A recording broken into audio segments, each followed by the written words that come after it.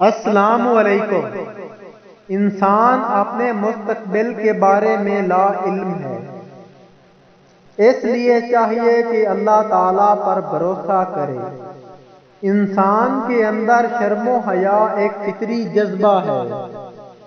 بہتر اور مفید چیز کی تلاش کا جذبہ ہر انسان میں موجود رہتا ہے۔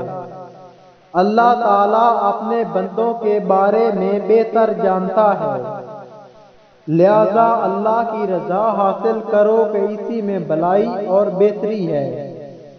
اپنے گناہوں پر شرمندہ ہو کر معافی مانگنے پر اللہ تعالیٰ معاف کر دیتا ہے۔ عقل سے بہتر ہمارا کوئی رفیق نہیں۔ ایک اندھا دوسرے اندھے کی قیادت کرے گا تو دونوں غار میں گریں گے۔ مرد کامل تو وہی ہے جو دشمن کو دوست بنا سکے۔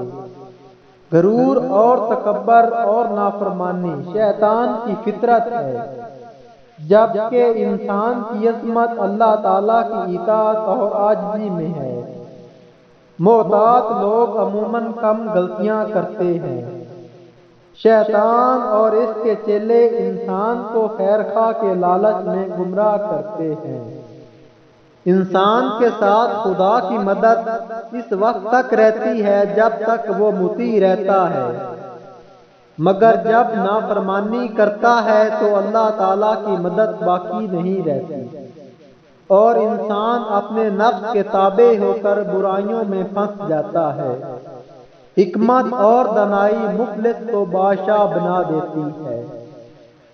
شیطان سب سے پہلے انسانی شرم و حیا پر ضرب لگاتا ہے تاکہ بے حیا ہو کر وہ آسانی سے گناہ کر سکے۔